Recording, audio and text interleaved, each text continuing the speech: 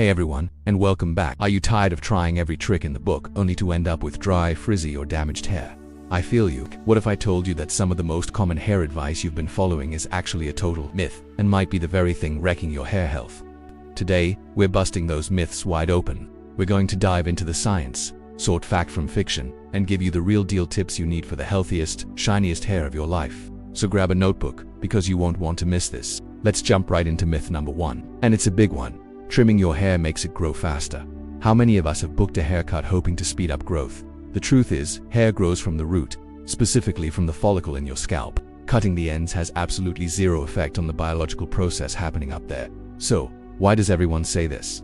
Because regular trims get rid of split ends. When you have split ends, the hair shaft can continue to split further and further up, leading to breakage. This breakage makes it seem like your hair isn't growing. So, while trimming doesn't accelerate growth, it prevents breakage, which helps you retain length and makes your hair look thicker and healthier overall. Think of it as quality control for your ends, not a growth hormone. For most people, a trim every 8 to 12 weeks is the sweet spot.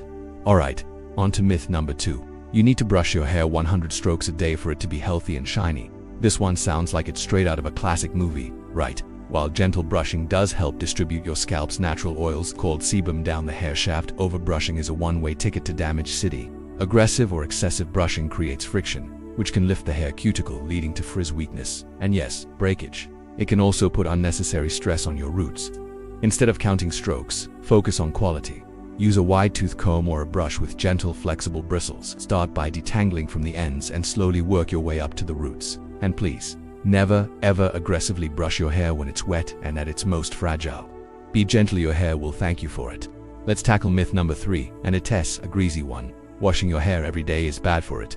You've probably heard that daily washing strips your hair of its natural oils. This is only half true. The real answer depends entirely on your hair type, scalp condition, and lifestyle. If you have a very oily scalp, work out daily, or live in a humid climate, washing your hair every day might be necessary to keep your scalp clean and healthy. A clean scalp is the foundation for healthy hair growth. On the other hand, if you have dry, coarse, or curly hair, daily washing can indeed strip your hair. The key is to listen to your hair and scalp. If your hair feels greasy and weighed down, wash it. If it feels dry, maybe try co-washing or spacing out your washes. It's not about a universal rule, it's about your personal needs. Now for myth number 4. Your hair gets used to your shampoo, so you need to switch it up often. This is a classic marketing myth. Your hair is not a living sentient being that builds up a tolerance to your shampoo like you would to caffeine. What's really happening when your favorite shampoo seems to stop working is usually product buildup. Many conditioners, stylers, and even some shampoos contain silicones, waxes, or heavy oils that can accumulate on your hair over time, leaving it looking dull, limp, and lifeless. The solution isn't to constantly rotate a dozen shampoos. The solution is to use a clarifying shampoo once or twice a month. This acts like a reset button, deeply cleansing your hair and scalp to remove all that gunk, allowing your regular shampoo and conditioner to work effectively again. So, stick with what works, and just add in a good clarifying treatment. Speaking of products, this brings us to myth number 5. Natural or chemical-free products are always better for your hair. The words natural and organic can be very appealing, but they don't automatically mean a product is superior or safer. In fact, some natural ingredients can be very irritating or cause allergic reactions for some people. On the flip side, not all synthetic ingredients are villains. Many chemicals in hair care like silicos are specifically engineered to provide amazing slip, reduce frizz, and protect your hair from heat damage. For example, dimethicone is a fantastic silicone that forms a lightweight, breathable barrier on your hair.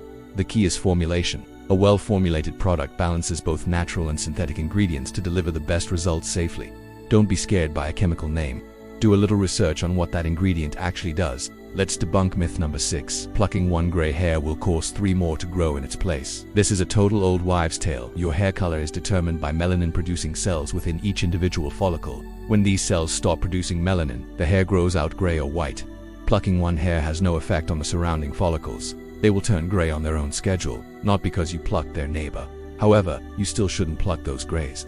Repeatedly plucking from the same follicle can damage it permanently. This could lead to a weaker, thinner hair growing back. Or worse, it could damage the follicle so much that nothing grows back at all, creating a bald spot.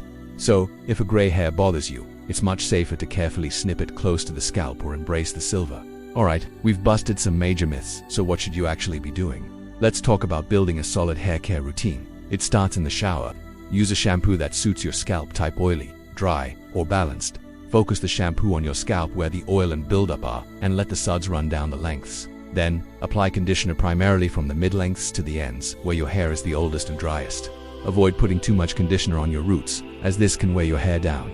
Once or twice a week, swap your regular conditioner for a deep conditioning mask. This is a non-negotiable step for adding intense moisture and repairing damage. Leave it on for at least 5 to 10 minutes or longer if the directions say so to let it really penetrate the hair shaft. Now let's talk about post-shower care. As we mentioned, your hair is most vulnerable when wet. Instead of rubbing it with a rough cotton towel, which creates friction and frizz, gently squeeze out the excess water with a soft microfiber towel or an old cotton t-shirt. This small change makes a huge difference in preventing breakage. Before you even think about combing, apply 11 conditioner. This product is a game changer. It provides an extra layer of moisture, helps with detangling, and often contains heat and UV protectants. It's like a primer for your hair. When it comes to products, it's about quality over quantity. Instead of a shelf full of things you don't use, invest in a few core items. My absolute must-haves are a good clarifying shampoo for that monthly reset, a hydrating deep conditioner or hair mask, and a versatile leave-in conditioner. For those who use heat, a dedicated heat protectant spray is not optional, it's essential. It creates a barrier between your hair and the hot tool, minimizing damage. If you struggle with frizz, a lightweight hair oil or serum can be your best friend.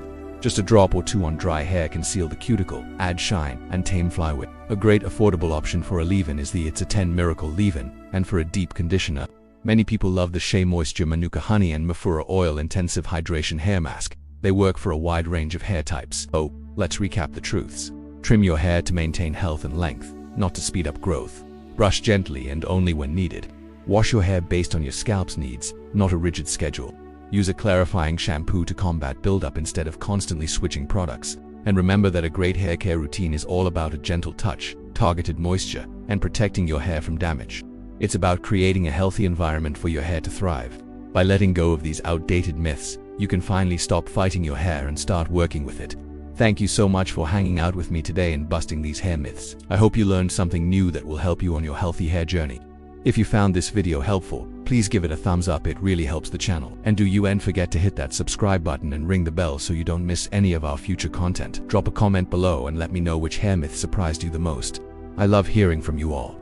Until next time, take care and love your hair.